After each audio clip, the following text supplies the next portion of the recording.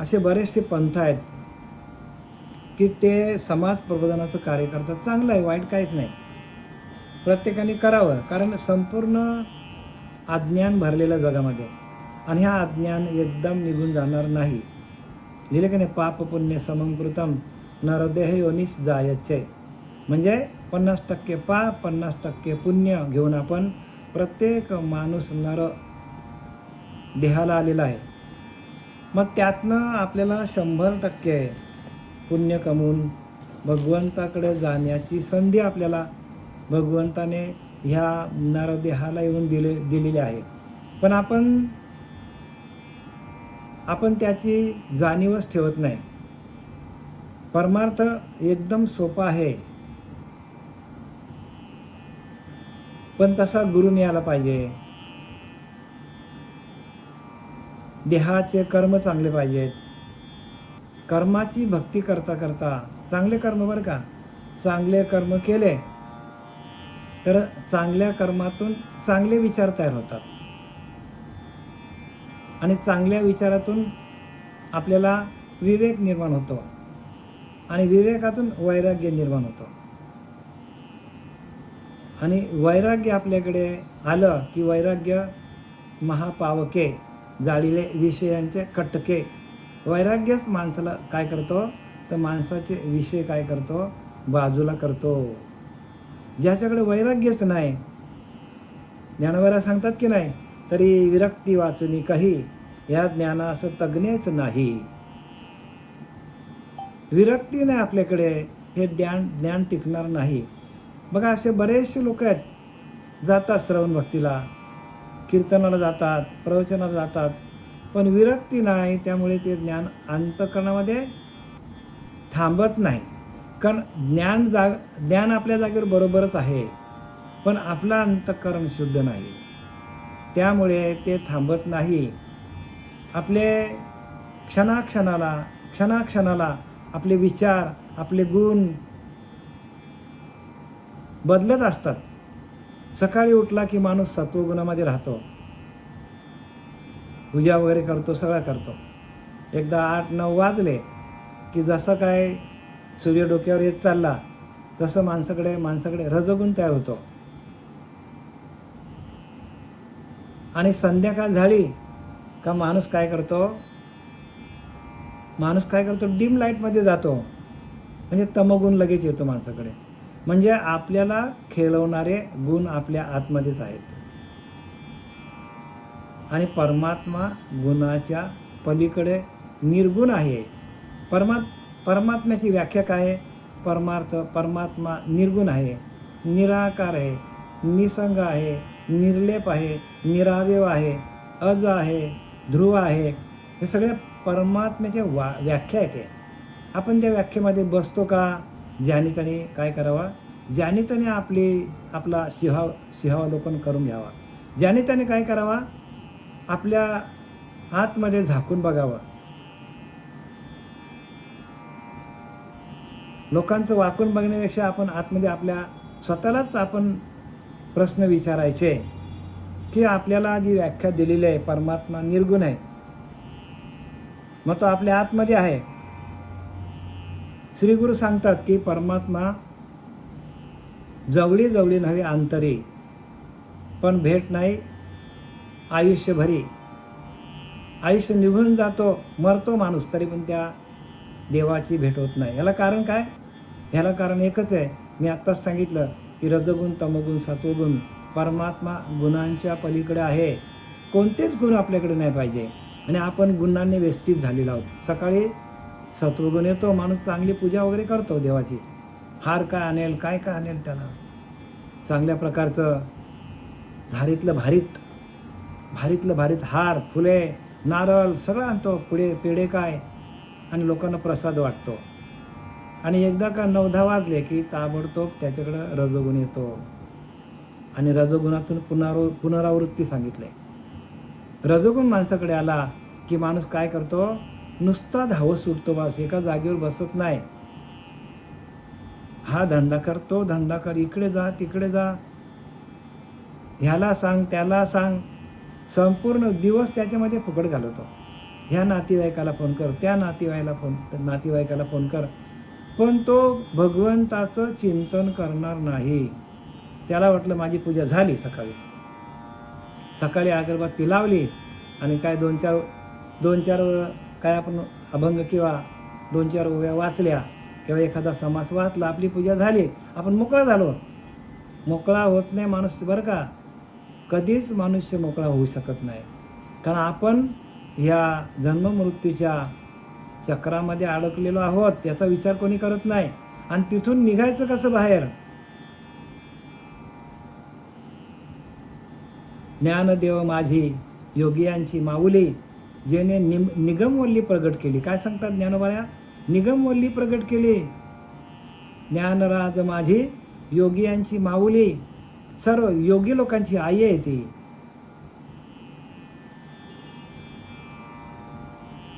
जेने निगमवल्ली प्रगट केली म्हणजे काय? ह्या शरीरातून आपण आपल्या त्या अंतरीच्या अंतरात्म्याला, त्या व्यापक असलेल्या परमात्म तत्वाशी एकरूप करून हा देह कसा ठेवायचा, याच्यासाठी ज्ञानेश्वरी आहे. निगमवल्ली प्रगट केली. निघून कसं जायचं, ती वल्ली याच्यामध्ये आहे. आपल्याला स्वतःला देह कसा ठेवता येईल, तेच तर आपला विषय चाललेला आहे. ज्ञानराज माझी योगियांची माऊली, जेने निगमवल्ली प्रगट केली हो, म्हणून प्रगट गुह्य बोले आणि विश्व ब्रह्मचे केले. ज्ञानोबारांची किमया आहे. पण आपल्या लक्षात येत नाही का? निघून कसं जायचं कोणीच विचार करत नाही. जाऊ दे ना, चालले दिवस चालू दे, आजचा दिवस ढकलला, उद्याचा दिवस ढकलला आणि आलं म्हातारपण एकदम जवळ. मग पंचायत झाली आपली. आपल्या आतमध्ये असलेला परमात्मा आपल्याला दिसला नाही आयुष्यभर, आणि आपण त्याच शक्तीवर बरं का, परमात्म्याच्या त्या शक्तीवर, त्या परमतत्वावर आपण अखंड जग फिरत बसलो. देवाला शोधत बसलो, विषय भोगत बसलो. म्हणून काय आहे तर काम क्रोध आणि लोभ ही काय आहेत तर ही नरकाची दारे, आणि त्या दारामध्ये आपण अडकलोय. सगळ्या संतांनी हेच लिहून ठेवले बरं का, काम क्रोध लोभ ही नरकाची द्वारे आहेत, आणि त्या द्वारामध्ये आपण अडकलोय. आणि ते कुठे आहे? आपल्याचकडे आहे. मग त्यातून बाहेर कधी पडणार? जोपर्यंत आपण ह्या विषयांतून बाहेर पडत नाही, तोपर्यंत आपल्याला स्वतःच्या आत्मतत्वाची, आत्मबोधाची, आत्मदेवाची, अंतरात्म्याची, अंतर्देवाची ओळख होणार नाही. म्हणून अंतःकरण शुद्ध पाहिजे. अंतःकरणाची शुद्धी फार महत्त्वाची आहे, आणि ती इतर पंथामध्ये अंतःकरणाची शुद्धी करणारा जो अनुग्रह आहे, तो अनुग्रह कोणी देत नाही. आणि माणसाला काय करतात तर फक्त आणि फक्त संसार कसा करायचा, प्रपंच कसा करायचा हेच शिकवतात. पण आपण परमात्मा स्वरूप आहोत हे कोणीही सांगत नाही. आणि इथून बाहेर निघायचं कसं? दैवी संपत्ती कशी आपण आत्मसात करायची? आपल्याकडे जेवढी दैवी संपत्ती होईल तेवढं आपल्याला परमात्मा तत्वाशी एकरूप होता येईल. दैवी संपत्ती कशी वाढते तर भक्तीतून वाढते. जी काय आपण भक्ती करतो ती भक्ती करा, पण त्या भक्तीतून आपल्या अंतरंग शुद्ध व्हायला पाहिजे. अंतरीच्या अंतरात्म्यामध्ये त्या अंतरीच्या अंतरात्म्याचं ध्यान लागलं पाहिजे, आत्मचिंतन करता यायला पाहिजे, इंद्रिय निग्रह करता यायला पाहिजे, आनंद अवस्था आपल्याकडं यायला पाहिजे, सात्विक भाव तयार व्हायला पाहिजे. आपली वृत्तीपासून आपण निवृत्त व्हायला पाहिजे. जी वृत्ती विषयांकडे धावते, जी वृत्ती काम वासनेकडे धावते, जी वृत्ती क्रोधाकडे धावते, जी वृत्ती लोभाकडे धावते, जी वृत्ती संशयामध्ये जाते, या सगळ्या वृत्ती आपल्याला बाद करायला पाहिजे. या सगळ्या वृत्ती जेव्हा आपल्याला बाद करायच्या असतील, म्हणून सर्व इंद्रियांच्या वृत्ती घेऊन आपल्या हाती बुद्धी आत्म्या मिळे एकांती प्रिया जैशी. ज्ञानोबा शेवटीला सांगतात 18व्या अध्यायामध्ये, सर्व इंद्रियांच्या वृत्ती घेऊन आपल्या हाती. सर्व इंद्रियांच्या वृत्ती आपल्याला आपल्या हातात घ्याव्या लागतील. आणि त्या वृत्तीतून आपण निवृत्त कधी होऊ, तर आपण जर अंतरीच्या अंतरात्म्याचं ध्यान केलं तर सगळं तिथंच येतं बरं का. तुमचं संपूर्ण कोडं तुमच्या जवळच आहे, लांब जाण्याची कुठेच गरज नाही. सगळ्या प्रश्नांची उत्तरं एका अंतर्देवाकडं आहेत आणि त्या अंतर्देवाला आपण ओळखत नाही, त्या अंतर्देवाचं आपण भजन करत नाही. आणि म्हणून रामदास स्वामींनी प्रत्यक्ष अवताराला आले आणि त्यांनी दासबोध लिहिला. प्रत्यक्ष अवताराला आले बरं का, आणि त्यांनी दासबोध लिहिला. पण तेही लोकांना कळत नाही का, त्यातला सोलीव सुख म्हणून काढून टाकला. म्हणजे ध्यानाची जी प्रक्रिया होती, ध्यानाच्या ज्या 50 सोयी होत्या त्याही त्यातनं बाहेर काढल्या. म्हणजे त्यातला आत्माच बाहेर काढला. आता आपल्यातला आत्मा बाहेर काढला तर आपलं काय अवस्था होईल, आपली अवस्था काय होईल. ताबडतोब बाहेर काढतील लोक आपल्याला. तसं प्रत्येक ग्रंथामध्ये तो नाम हा आत्माच आहे. आणि तो आत्मा आपल्या हातामध्ये येईपर्यंत श्रीगुरूंच्या चरणाची सेवा करायला पाहिजे. तो का लगेच येत नाही बरं का, त्याच्यासाठी खूप कष्ट आहेत. आपल्याला श्रीगुरूंचा दारवंटा झिजवायला लागेल. पूर्वीचे लोक श्रीगुरूंकडे कितीतरी वर्ष सेवा करायची श्रीगुरूंच्या चरणाची, आणि आता श्रीगुरूंच्या चरणाची सेवा कोणी करतच नाही, पण सांगितलेलं ऐकत पण नाही. का ऐकत नाही?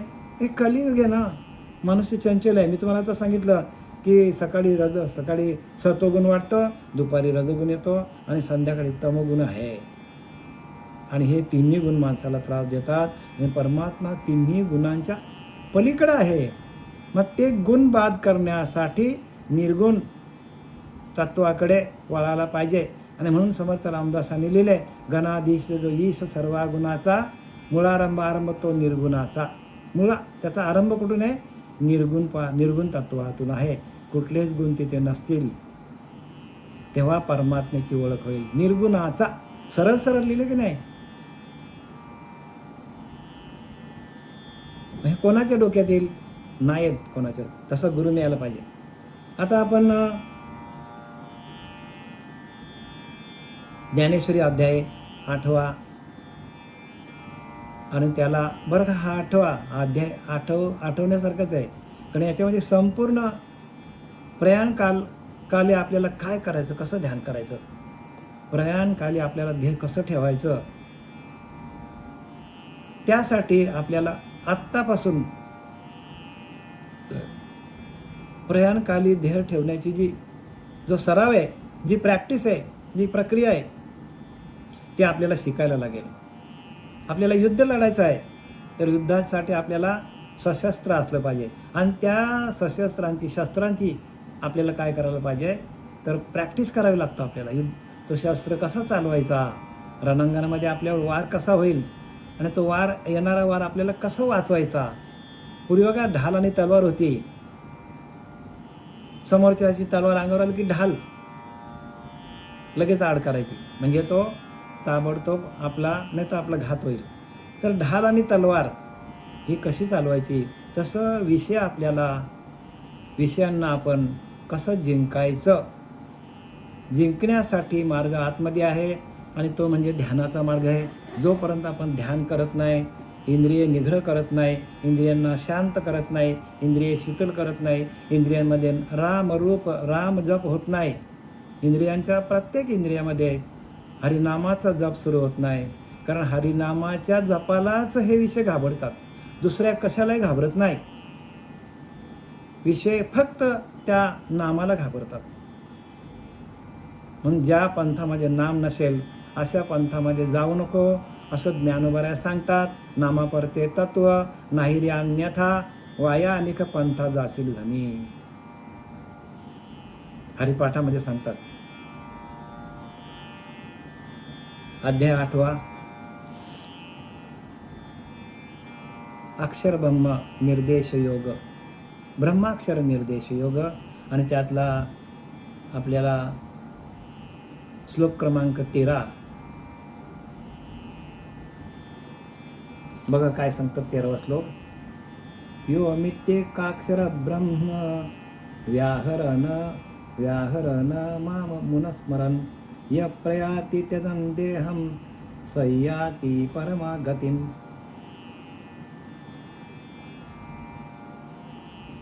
भगवंत सांगतो अर्जुनाला, बघ अर्जुना की एक अक्षररूप ब्रह्म आणि त्या ब्रह्माचे नाव उच्चारणारा व त्या नावाचा अर्थ अशा मला अनुचिंतनारा, माझे ध्यान करणारा, जो देहाचा त्याग करून मरून जातो तो परमगतीला प्राप्त होतो. म्हणजे काय सांगतात की अंतकाली माझं नामस्मरण करता करता देहाचा त्याग होतो, तो माझ्या निजधामाला येतो. ज्ञानोबा सांगतात की नाही, कापुराची वाती उजळलेली ज्योती ठाईच समाप्ती झाली जायची. तसा आपल्याला देह ठेवायला पाहिजे. कापुराचा कितीही मोठा कापराचा ढिगारा असला, कितीही मोठा ढिगारा धरा, 1 गोणी 2 गोणी 3 गोणी 4 गोणी, त्याला एकदा का त्याने पेट धरला अजिबात राहत नाही, संपूर्ण निघून जातो, त्याची राख पण पडत नाही. तसं आपल्याला देह ठेवता यायला पाहिजे. पूर्ण देहाचा आपल्याला विसर पडायला पाहिजे. कापुराची वाती उजळलेली ज्योती ठाईच समाप्ती, तसा आपल्याला देह ठेवता यायला. कापराप्रमाणे काहीच उरलं नाही पाहिजे. देहामध्ये कुठलीच वासना उरली नाही पाहिजे. देह आपले 5 भूतांचा आहे, तो जागेवर पडून राहणार. पण जाताना आपल्याकडे कोणतीही इच्छा आकांक्षा कामना भावना असूया, रजगुण तमगुण सत्वगुण, काम क्रोध लोभ मद मत्सर दंभ संशय चिंता, कोणतेच विषय नाही पाहिजे आपल्याकडे. नाही तर आपल्याला परत यावं लागेल. मग कापूर आपला काय करतो, संपूर्ण जळून जातो, काहीही बाकी राहत नाही. तसं कापराप्रमाणे आपल्याला कुठलेच विषय आपल्याकडे पाहिजे नाही पाहिजे. तरच आपल्याला पुढं जन्म मिळणार नाही. नाही तर आपल्याला परत पुनरुपी जननम पुनरुपी मरणम पुनरुपी जननी जठरी शयनम, या अवस्थेमध्ये परत यावं लागेल आपल्याला. का? वासना आहे हो. वासना घालवण्यासाठी आपण प्रत्यक्ष परब्रह्मच आहोत. प्रत्येक जीव हा शिवाचाच अंश आहे. प्रत्येक जीव बरं का.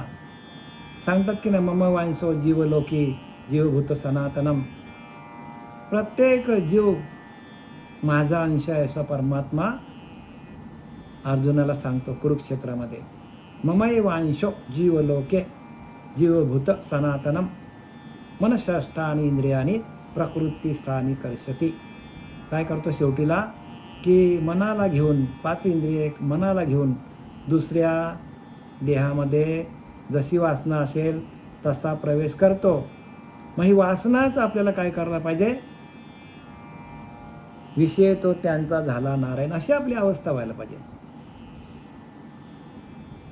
तया नारायणाला म्हणी अखंड आठवावे ध्यानी. अखंड आपल्याला त्या नारायणाचं भजन करता यायला पाहिजे.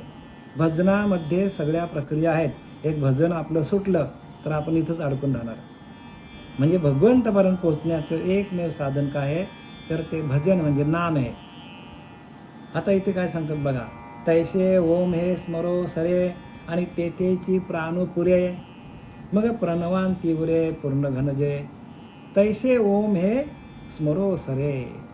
आता इथं आपल्याला ज्ञानोबा काय सांगतात की त्याचबरोबर ओंकाराचे स्मरण बंद पडते. म्हणजे अगोदरच्या ह्या ओव्यांमध्ये आपल्याला सांगितलं 12व्या श्लोकामध्ये की आपण त्या प्राणवायूला घेऊन प्राणाचा प्रणव करून प्राणाचाच प्रणव करायचा. ज्यावेळेला हृदयाकाशामध्ये आपला ध्यान चालू होतो त्यावेळेला आपल्या प्राणाचाच प्रणवाचे ध्वनी आपल्याला ऐकायला येतात आणि प्रणवाच्या ध्वनीच्या माध्यमातून आपल्याला सहस्त्रदळ चक्रामध्ये जाता येतो आणि सहस्त्रदळ चक्रामध्ये गेल्यानंतर त्या ओंकाराचं स्मरण बंद पडतो, प्राणाचंच प्रणव होतो. थोडा कठीण आहे, कारण ज्यांनी प्रबोधाचं चिंतन केलं नाही, ज्याला अनुग्रहाचा अभ्यास आहे त्यांच्यासाठी थोडं कठीण आहे. पण मी सांगून ठेवतो तुम्हाला, का? कारण तिथे विषय तसा आलेला आहे. ज्ञानोबाने आपल्याला सावध करण्यासाठी विषय दिलेला आहे. म्हणून ओंकाराचे स्मरण बंद पडते सांगतात. पण कधी? प्राणाचाच प्रणव होऊन त्या ओंकार तत्वाशी एकरूप झाल्यानंतर ब्रह्मरंध्रामध्ये संपूर्ण देहाचा निराश होतो आणि मग तेव्हाच प्राणाचा शेवट होतो. आपल्या प्राणाचा प्रणवामध्ये रूपांतर होऊन तो प्रणव पण बंद पडतो आणि नंतर काय होतो? प्राणाचाच प्रणव होतो आणि प्राणाचा शेवट होतो. म्हणजे प्राण आपल्याला सोडून जातो, प्राणाचा शेवट होतो. म्हणजे प्राणवायू आपल्याला त्या प्रणवामध्ये आपल्याला, म्हणजे त्या नाद ब्रह्मामध्ये आपल्याला नाद ब्रह्माशी एकरूप करून त्याच्यामध्ये आपल्याला विलीन करता यायला पाहिजे. मग ओंकाराचे पलीकडील जे ब्रह्मानंद स्वरूप तेच बाकी राहते. मग ओंकार बंद पडतो आणि ओंकाराच्या पलीकडं जे ब्रह्मानंद स्वरूप आहे तेच बाकी राहते आणि प्रत्येक माणूस ब्रह्मानंद स्वरूपामध्ये जातो. ब्रह्मानंदम परम सुखदम केवलम ज्ञानमूर्ती लिहिलं की नाही? ती ज्ञानाची मूर्ती हो. ब्रह्मानंदम परम सुखदम, तिथे परम सुख आहे आणि ते सुख आपल्याला मिळवता येण्यासाठी, ते सुख आपल्याला त्या सुखाची आपल्याला अनुभूती आली तर त्या सुखासाठी देव वेडा होतो आणि वैकुंठ सोडून संत सदनी येतो. संतांच्या देहामध्ये, हृदयामध्ये भगवंत प्रवेश करतो. कारण भगवंताला काय आवडतं? भगवंताला नाम आवडतं आणि ते नाम कसं आहे? तर सच्चिद आनंद असं ते स्वरूप आहे. सच्चिदानंद स्वरूप भगवंत आहे आणि ते सच्चिदानंद स्वरूप आपणच आहोत. मग आपल्याला भगवंताला भेटायचं म्हणजे काय करायचं? सच्चिदानंद स्वरूपाशी एकरूप व्हायचं. आपल्याला सच्चिद आनंद स्वरूप अवस्था आहे ती, शाश्वत चिदानंद घन चिदानंद रूपम शिवोहम लिहिलं की नाही? ते तत्व ते आपण आहोत. आपला जीव भाव गेला की आपण शिवभावाशी एकरूप होतो आणि शिवभावच काय करतो? त्या ब्रह्मानंद स्वरूपाला आपल्याला घेऊन जातो आणि ते अनुभूती आल्यानंतर मनुष्य काय करतो? आठव ना आठव झाले गेला भावा भाव झाला स्वयंमेव पांडुरंग. तुकोबाराय सांगतात, आठव ना आठव झाले गेला भावा भाव. संपूर्ण देहभाव निघून जातो आणि झाला स्वयंमेव पांडुरंग. बघा, आपणच पांडुरंग होतो. जर कृष्णाची होई आपण, तो कृष्णच होई आपल्या अंतःकरण. मग संकल्पाच्या अंगणी ओळंगती महासिद्धी. तो कृष्णाची होई आपण, तो कृष्णच होई आपल्या अंतःकरण. बघा, झाला स्वयंमेव पांडुरंग. आपण कृष्ण परमात्म्याचं भजन करता करता आपलं अंतःकरण कृष्ण स्वरूप होतो. आपला अंतःकरण कृष्ण स्वरूप होणं हीच भक्ती आहे. खरी भक्ती कोणती आहे? जेव्हा कृष्णची होई आपण, तो कृष्णच होई आपलं अंतःकरण. आपलं अंतःकरण कृष्ण स्वरूप म्हणजे ते तत्व जे आहे ते तत्व आपल्या रोमामध्ये भजन करायला पाहिजे. रोम आपलं भजन केलं का आपलं अंतःकरण कसा होतो? ब्रह्मानंद स्वरूप म्हणजे ब्रह्माचा आनंद घेतो आणि त्या ब्रह्माचा आनंद एकदा का त्याचं तुम्हाला अनुभूती आली, मग प्रत्येक साधकाला वाटतं कधी जाऊन बसतो ध्यानाला, कधी ध्यानाला बसतो आपण, आणि तो आनंद घ्यायचा आपल्याला. आणि ह्या सुखासाठी हाच सुख बरं का. स्वर्गीचे अमर इच्छिता ते देवा, मृत्यू लोके आम्हा जन्म व्हावा गा. स्वर्गीचे अमर इच्छिता ते देवा, मृत्यू लोकी व्हावा जन्म आम्हा, नारायणे नामे. काय लिहिलंय? नारायणाच्या नामातून तो आनंद आपल्याला मिळतो. आणि स्वर्गीचे अमर इच्छा करतात, जे स्वर्गामध्ये गेलेले अमरत्व पद त्यांनी बळकावलेलं आहे, पण ते म्हणतात आम्हाला मनुष्य देहाला येऊ द्या. आणि हे ब्रह्मानंद जे नामाची जी लहरी आहे, नामाचं जे स्वाद आहे ते घेण्यासाठी ते इच्छा करतात. आणि आपण इथं असून आपल्याला ते जमत नाही. नारायणे नामे होऊ जीवन मुक्त. बघा, नारायणाच्या नामातून आपल्याला मुक्ती आहे.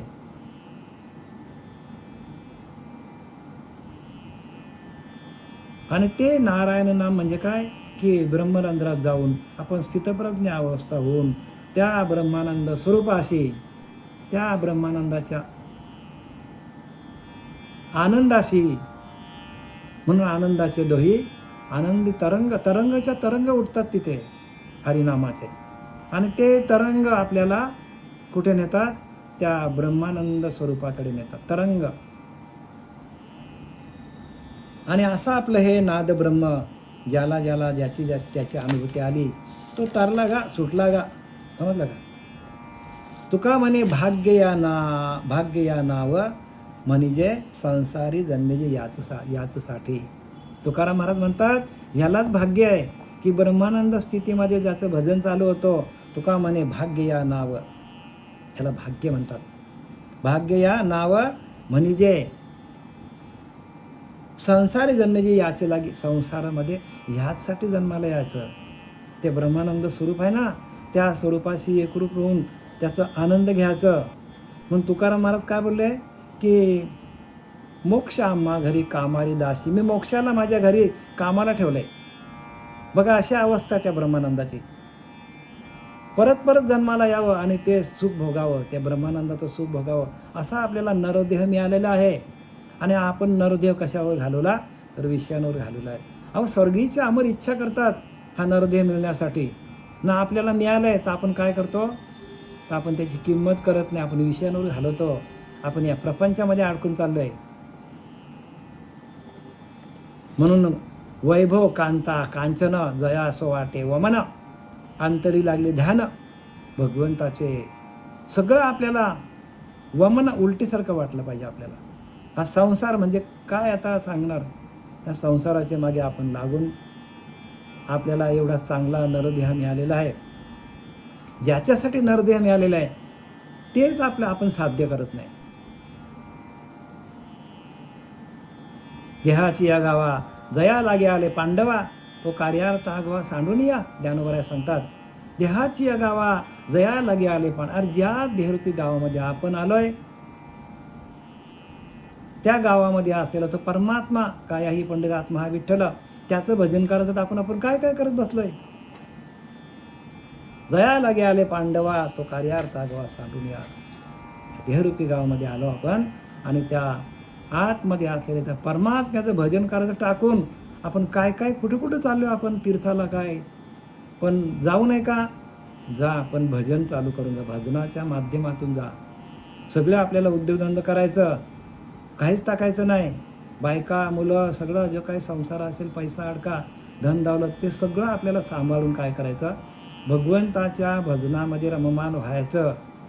कारण आपण इथंच सोडून जाणार. आपण काय करणार आहोत? जे काय आपण कमवलं आहे ते इथूनच कमवलं आहे आणि इथंच आपल्याला टाकून जावं लागेल. मग जे आपल्या आत्मतत्व अनंत काळाचं आपल्याकडे आहे तेच आपल्याकडे राहणार आहे. आपण आत्ताचे आहोत का? आपण प्रत्येक युगामध्ये आहोत, पण त्याची आपल्याला ओळख नाही. आणि ती ओळख अर्जुनाला पण नव्हती, फक्त भगवंताला माहीत होती. बस. मी जे जे काळे जे होऊन अवतरे ते समस्त ही स्मरे धनुर्धरा. अर्जुनाने प्रश्न केलाय भगवंत हे कसं काय शक्य आहे? तुम्ही सूर्याच्या आधी होते का? तुम्ही सूर्याला हे नाम दिलं, मग सूर्याच्या आधी तुम्ही होते का? भगवंत म्हणतो हो, मी जे जे काळी जे जे होऊन अवतरे ते समस्त ईश्वरे धनुर्धरा. ज्या ज्या काळामध्ये जो जो मी अवतार घेऊन येतो तो मला आठवतो, पण सर्वसामान्य लोकांना ते आठवत नाही. भगवंताने सांगितलं, उत्तर दिले. तर आपल्याला देह कसं ठेवायचं हे ज्ञानोबाने उत्तम प्रकारे सांगितले बरं का.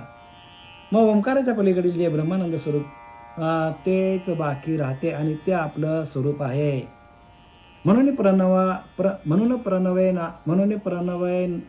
प्रणवयक नाम ह्या एकाक्षर ब्रह्म जो माझे स्वरूप परम स्मरत सांता. भगवंत सांगतात अर्जुनाला, म्हणून ज्याला प्रणव म्हणतात व जे एकाक्षर ब्रह्म आहे त्या माझ्या परमस्वरूपाचे स्मरण करीत असता. काय आहे? एकाक्षर आहे. प्रणव हाच एकाक्षर आहे. ब्रह्मरंध्रात गेल्यावर आपण त्या जसा एखादा सहस्त्रदल चक्र आपल्या म्हणजे सहस्त्र पाकळ्या आहेत, जसा एखादा भ्रमर आहे त्या पाकळ्यांमध्ये जातो आतमध्ये आणि तो काय करतो? गुंजन करतो बघा. आणि तो काय करतो? त्या फुलाचा जे काय फुलामध्ये असेल सुगंध, फुलामध्ये जे काय आपण त्याला काय म्हणतो, केसर किंवा जे काय मध म्हणतो आपण त्याला, ते मध खात खात काय करतो, तिथे एवढा तो गुंतला जातो की तिथून त्याला रात्र झाली तरी त्याला निघावंसं वाटत नाही. एवढा त्या भ्रमर तो त्या याच्यामध्ये अडकतो, त्या कमळामध्ये अडकतो. तसं आपण काय करायला पाहिजे? आपलं जे प्रणव तत्व जे आहे ते सहस्त्रदल चक्रामध्ये म्हणजे ब्रह्मरंध्रामध्ये जे ओंकार स्वरूप जे आहे, प्रणव आहे, प्रणव, त्या प्रणवाच्या माध्यमातून आपण गुंजन करायला पाहिजे. तिथे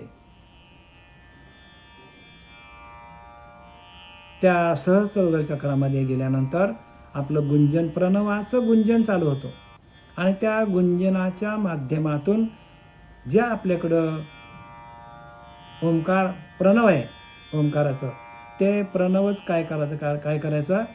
म्हणून प्रणव एक नाम हे एकाक्षर ब्रह्म बघा, तेच ब्रह्म आहे. एकच अक्षर आहे तिथे, एकाक्षर ब्रह्म. आणि जो माझे स्वरूप परम, आणि ते माझे स्वरूप परम आहे बरं का. आधी अनादी काळाचं माझं स्वरूप आहे ते, आणि स्मरत साता, आणि त्याचं स्मरण करायचं असं ज्ञानोबा येथे सांगतात. त्या प्रणवाचं स्मरण करायचं बघा. देहाच्या अंतकाली अंतिमती तैशी प्राणिया जानगती. अंतकालामध्ये आपण प्रणवाचं स्मरण केलं, प्राणाला प्रणवामध्ये आपण काय केलं? रूपांतर केलं प्राणाचं प्रणवामध्ये. तर आपण त्या गुंजनमध्ये गेल्यानंतर आपल्याला त्या प्रणवाच्या ध्वनीमध्ये, नादब्रह्मामध्ये आपल्याला देह ठेवता यायला पाहिजे. या परी त्याची देहाते तो त्रिशुद्ध पावे माते. अशा प्रकारे जर देह ठेवला, त्याने देहाचा त्याग केला, तो निश्चित मजपत प्राप्त होतो. काय लिहिलंय? तो त्रिशुद्ध पावे माते, तो मलाच येऊन भेटतो. समजलं का? परत सांगू? परत तुम्हाला लक्षात घ्या. आपल्याला हे सगळे अभ्यास करावं लागतील. त्याच्यासाठी स्थूलाचा अभ्यास आहे, सूक्ष्माचा अभ्यास आहे, कारण देहाचा अभ्यास आहे, ज्ञान कैवल्याचा अभ्यास. स्थूल सूक्ष्म कारण महाकारण ज्ञान कैवल्य. ज्ञान कैवल्याच्या अभ्यासामध्ये आपल्याला या सगळ्या प्रक्रिया शिकवल्या जातात. ज्ञान कैवल्य म्हणजे कैवल्याचा पुतला भूतली उमटला, चैतन्याचा जिव्हाळा सखा ज्ञानोबा आहे माझा, म्हणजे कैवल्याचा अभ्यास आहे. ज्ञानोबारांनी देह ठेवला, ते कैवल्य अवस्थेमध्ये गेले. तसा आपल्याला जावं लागेल. तो त्रिशुद्ध पावे माते, तो निश्चितच मजप्रती मला प्राप्त होतो. भगवंत सांगतो अशा प्रकारे ध्येय ठेवणारा तो साधू, तो साधक, तो भक्त मलाच प्राप्त होतो. जया पावनया परवते, अनेक पावणे नाही. तेथे एकदा गेल्यानंतर त्याला माझ्या प्राप्तीशिवाय दुसरी गती नाहीच. एकदा का तो प्रणवामध्ये गेला आणि त्या प्रणवाच्या नाद ब्रह्मामध्ये त्याने प्राणाचं प्रणवात रूपांतर केलं तर त्याला दुसरी गती नाही. तो 100% अर्जुना माझ्याकडे येतो. तुम्ही आम्ही 100% भगवंताला भेटणार.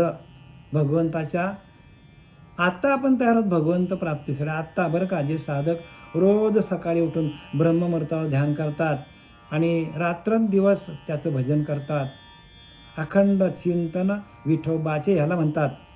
जे अखंड तुकोबाऱ्यासारखा, ज्ञानोबाऱ्यासारखा, मुक्ताईसारखं, जनाबाईसारखं अखंड चिंतन विठोबाचे जे करतात त्यांनाच अंतकाली ही प्रक्रिया करता येतो.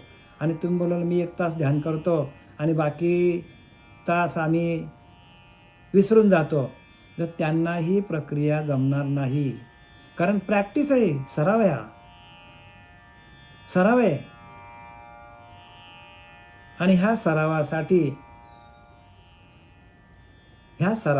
ह्या अभ्यास घ्यावा लागतील. स्थूलदेह, सूक्ष्मदेह, कारणदेह, महाकारण, ध्यान कैवल्य अशा 5 प्रकारचे आपल्याला देह आहेत. ह्या 5 प्रकारच्या देहाचा निरसन कसा करायचा हे शिकवणारे जे असतात ते आपले श्रीगुरु असतात. म्हणून समर्थाने लिहिले, शिष्यासन लावेती साधन, न करवेती इंद्रिय दमन, आयशा अडक्याचे गुरु 3, मिळाले तरी फेकून द्यावे सांगतात. का असं बरं म्हटलं असेल समर्थांनी? समर्थ रामदासांनी असं का म्हटलं असेल? ध्यानालाच बसवत नाही, ध्यान करायला पाहिजे. शिष्यासन लाविते साधन करायला पाहिजे. अहो तुम्हाला इथून साधा, आता आपण इथं डोंबिवलीला राहतो, इथून स्टेशनला जातो आपण रिक्षात जातो, मुंबईला जातो आपण ट्रेनला जातो, नाही तर आपण व्हेकल असतो, दिल्लीला जातो आपण बसने ट्रेनने जातो. पण आपल्याला अमेरिकेला जायचं असेल तर, इंग्लंडला, रशियाला जाऊ का आपण चालत? मग आपल्याला काय करावं लागेल? विमान करावं लागेल. तसं हे नाम साधन आहे.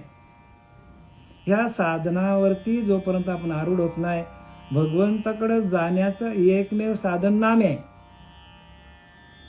नामरूपी नौका थोर, जेणे तारिले अपार. म्हणजे आत्तापर्यंत जेवढे आले, राम आला, कृष्ण आला, ज्ञानोबा आले, तुकोबा आले, नाथबाबा आले, सगळे साधू संतांनी काय केलेलं आहे? त्या नामरूपी नौकेमध्ये बसले आणि इहलोकातून परलोकात म्हणजे भगवंताकडे गेले. आपल्यालाही तसंच करावं लागेल बरं का. सोपा आहे, सोपे वर्म आम्हा सांगितले संते, पण या वर्माकडे कोणाचंच लक्ष नाही. उठसूट पूजा करा बस. आम्ही नाही म्हणत नाही बरं का, तुम्ही करा सगळं, पण ज्ञानोबारांनी काय सांगितलं याच्याकडे लक्ष द्या. कारण आपण ग्रंथांचं वाचन करत नाही. ग्रंथच आपले देव आहेत. हे ग्रंथ वाचलं तर याच्यामध्ये ज्ञानोबा प्रगट होतो. पांडुरंग परमात्मा याच्यामध्ये आहे. तीर्थी धोंडा पाणी, देव रोकडा सज्जनी, लिहिलं की नाही? तीर्थाला धोंडा आणि पाणीच आहे. पण देव कुठे आहे? संतांच्या संगतीमध्ये. म्हणून संत संगतीने थोर लाभ, पद्मनाभ जोडलेला. आपली तुटलेली नाल जी आहे, पिंडामध्ये भजन चालू होता, श्री गुरु जोपर्यंत जोडणारा मिळत नाही तुटलेली नाल, तोपर्यंत आपल्याला हे ज्ञान अशक्य आहे.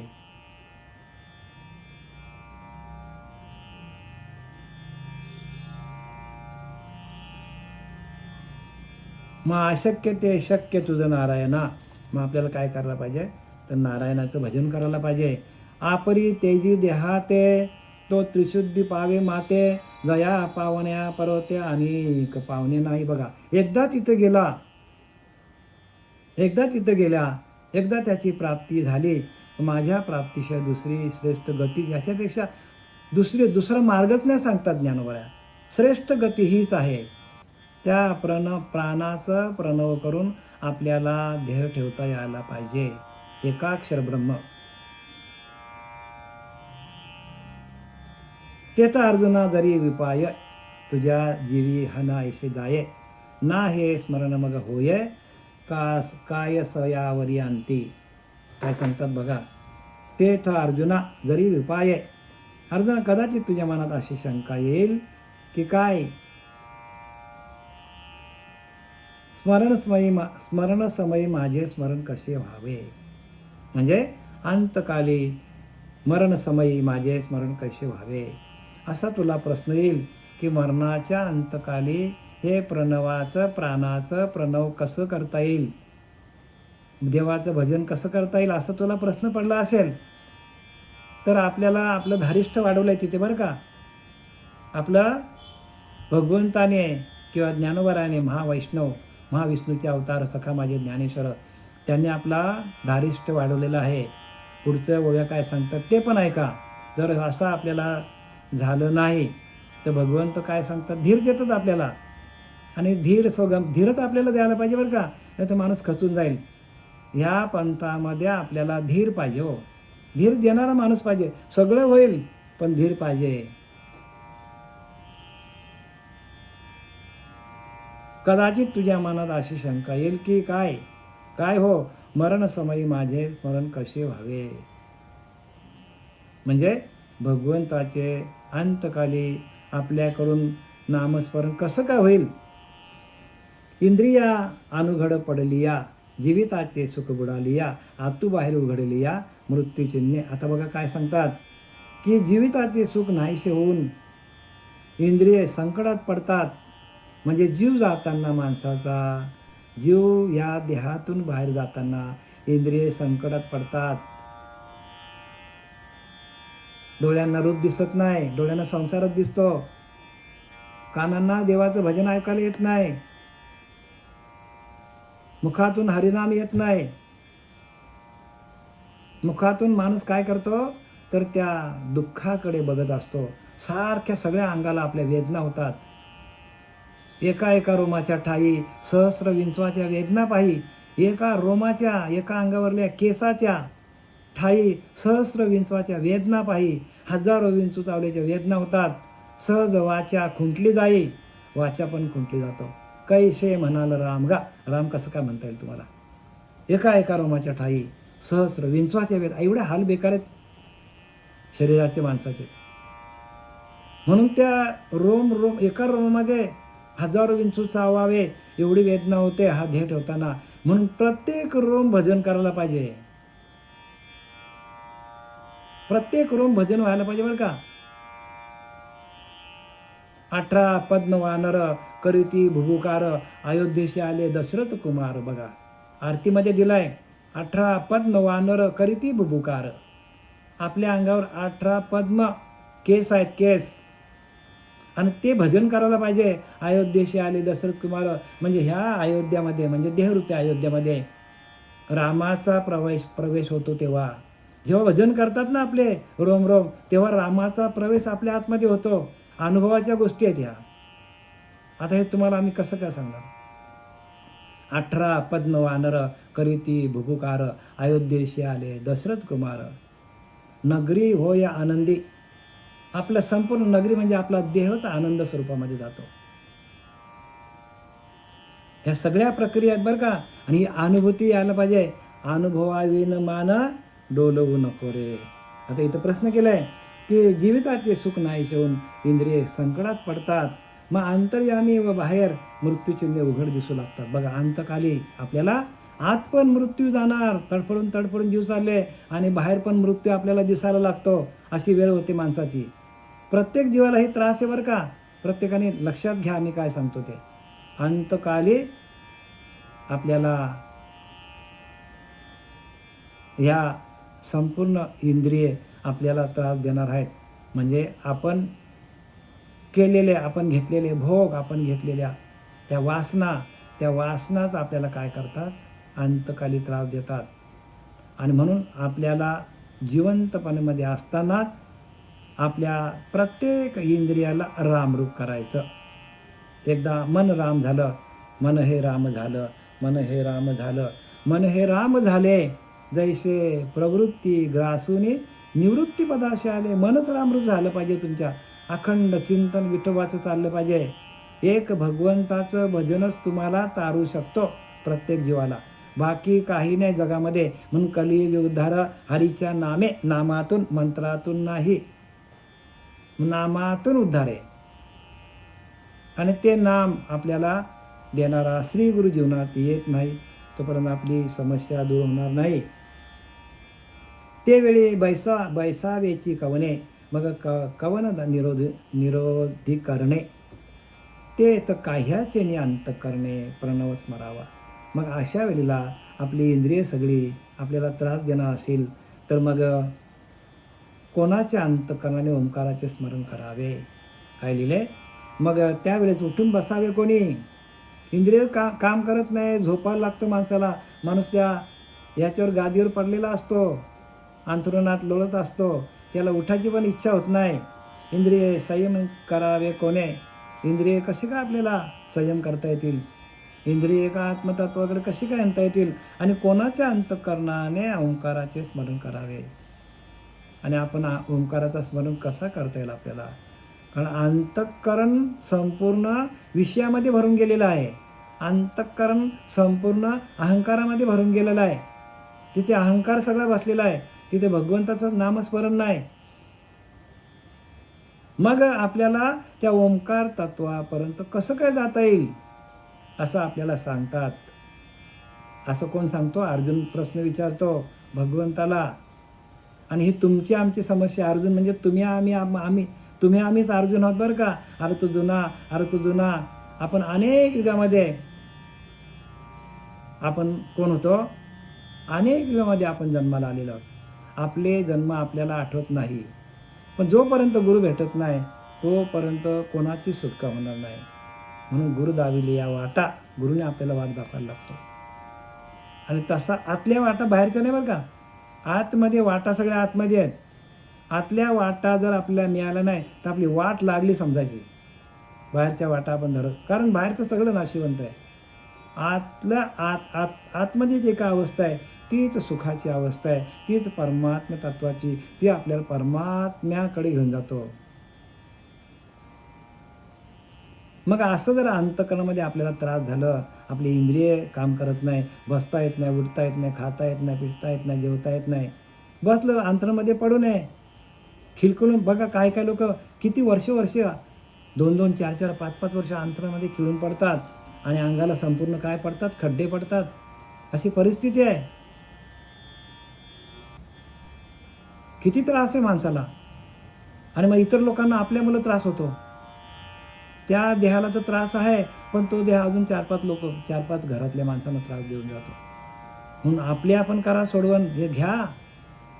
हे बघा खरं लिहिलं आहे ज्ञानोबारांनी. आणि हे 5200 वर्षापूर्वी. म्हणून आपले धर्मग्रंथ वाचा, बाकी नका वाचू. तर वाचाल धर्मग्रंथ वाचा. हो, कृष्ण परमात्मा प्रत्यक्ष अवतार घेऊन आले कुरुक्षेत्रावर आणि त्यांनी ही गीता सांगितलेली आणि आपण तिला हातच लावला नाही. आपला धर्मग्रंथ आहे. बघा इतर धर्माचे लोक प्रत्येक ग्रंथ वाचतात आणि आपण वाचत नाही. म्हणजे आपण किती, आता काय बोलावं तुम्हाला? आपल्यासारखे मूर्ख आपणच आहोत ना. धर्मग्रंथ वाचा आणि ते पण श्रीगुरूंना शरण जाऊन वाचा. मी माझ्या पदरचं सांगत नाही बरं का. नाही तर तुम्ही म्हणणार बाबुलनाथ महाराज आम्हाला काय नाही. ज्ञानोबारांनी दिले तर तुम्हाला मी फक्त श्रीगुरूंच्या कृपेने तुमच्यापर्यंत मला वाटायचं काम दिलं. त्यांनी माझ्या श्रीगुरूंनी मला हे वाटण्याचं काम दिलेलं आहे. ते तुमच्यापर्यंत निरोप तुमच्याकडे मी पोचवतो. श्रीगुरूचा निरोप तुमच्यापर्यंत पोचवतो. माझं काम नाही बरं काही, माझं ज्ञान नाही. हे मला फक्त निरोप द्यायचं काम त्यांनी माझ्याकडे दिलेलं आहे. मी पाणके आहे, त्या श्रीगुरूंच्या विहिरीचं पाणी तुम्हाला पाजतो. नाही, या ज्ञानोबारांच्या विहिरीचं पाणी तुम्हाला पाजतो. संतांच्या विहिरीचं पाणी तुम्हाला मी पाजतो.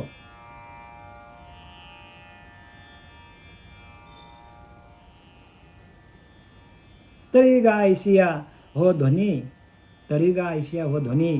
इथे धारा देशी हो म्हणे पण नित्य सेवेला मी निदानी सेवकू होय. आता बघा आपल्याला धीर दिलेला आहे. भगवंत अर्जुनाला धीर देतो म्हणजे आपल्याला धीर देतो. बघ रे बाबा, असल्या संशयात तू आपल्या अंतःकरणात कदाचित थारा देशील. हो, म्हणजे मला जर अंतकाली असा ध्येय ठेवता आला नाही, प्राणाचं प्रणव करता आलं नाही, तर तू खचून जाशील. मग तू काय कर? तर काय कर सांगितलंय? हे असे पहा, माझी जो नेहमी सेवा करतो त्याच्या निदानींच्या समयी मी त्याचा सेवक बनून राहतो. म्हणजे माझी जो सेवा करतो म्हणजे काय? भगवंत सांगतो, माझा जो अनुसंधान सातत्याने माझं आत्मचिंतन करतो, माझे अनुसंधान सातत्याने जो करतो, जो श्वास जातो येतो त्याच्याकडे लक्ष ठेवून जो माझं भजन करतो, मग त्याच्या अंतकाली जर ते ब्रह्मरंध्रात जाऊन तो स्थिर झाला नाही आणि ब्रह्मरंध्रातून प्राणाचा प्रणव करता आला नाही आणि त्या ब्रह्मानंद स्वरूपामध्ये जर तुम्ही गेला नाही, तर मी तुमचा सेवक होईन, मी तुमची दास्य भक्ती करेन, मी तुम्हाला हाताला धरून तिथपर्यंत पोचवेन. बघा, भगवंत सांगतो. पण तुम्ही करा सांगतात, हरू नका, लढाई तुम्ही हरू नका. कारण हे विषय जे आहेत ना, हे विषय फार तोडीचे आहेत, अनेक जन्माचे आहेत हो. आणि त्यांना आधी अनादी काळाचं जे नाम आहे तेच त्यांना त्यांचा फस्ता पाडू शकतात. दुसरा उपाय काय नाही, एकच नाम आहे, तो नामच सगळं काम करतो. नामा परते तत्व नाही रे अन्यथा. नाम हे तत्वरूपाने आहे आणि ते आपल्या रोमारोमामध्ये आहे. तुमच्या आमच्या रोमारोमामध्ये ते नाम आहे. तुम्हाला ते घेऊनच पाठवलं इथं भगवंताने. 3ऱ्या अध्यायामध्ये वाचा, ब्रह्मदेवाने आपल्याला ते नाम नाभीच्या ठिकाणी देऊनच पाठवलेलं आहे. पण जोपर्यंत श्री गुरु मिळत नाही, तुटलेली जोडून देणारा मिळत नाही, नाभीच्या ठिकाणी उपासना सुरू होत नाही, ब्रह्मरंध्रात कसं जायचं हे शिकवणारा गुरु मिळत नाही, कुंडलिनी जागृत करून देणारा गुरु आपल्या जीवनात येत नाही. भगवंताची कृपा व्हायला पाहिजे. भगवंताची कृपा झाली तर तसा गुरु मिळतो. मग जी काय आपण भक्ती करता ती करा, पण ती भक्ती करता करता देवाला सांगा की देवा मला असा श्री गुरु द्या की मला जन्ममरणाच्या फेऱ्यातून बाजूला काढेल, परत मला जन्ममरणाच्या फेऱ्यामध्ये अडकायचं नाही, असा गुरु द्या, असा नाम देणारा गुरु द्या. हे भगवंताकडे मागणी मागा. भगवंताकडे मागणी मागली तर भगवंतच आपल्याला तसा श्री गुरु देतो. बरं का, भगवंत आपल्याला काय करतो, आपल्याला तशा गुरूंची भेट करून देतो. आणि गुरु काय करतो की आपले चित्त शुद्ध करून देणारा जो बीज मंत्र आहे, जो अनुग्रह आहे, तो अनुग्रहाच्या माध्यमातून आपलं चित्त शुद्ध होतो. आणि एकदा का चित्त शुद्ध झाला का आपल्याला भगवंताची प्राप्ती होते. आणि चित्त शुद्धीसाठी अनुग्रह आहे, प्रबोधाचं चिंतन आहे.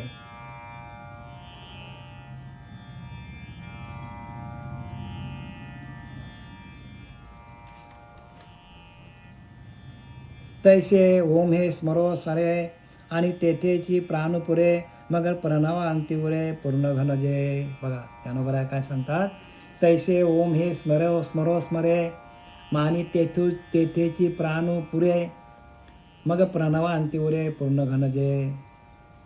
पुंडलिकावरती हरी विठ्ठल श्री ज्ञानदेव तुकाराम पंढरीनाथ भगवान की जय. माऊली ज्ञानेश्वर महाराज, जगद्गुरु जगद्वंद्य तुकाराम महाराज की शांती. ब्रह्म एकनाथ महाराज अवधूत.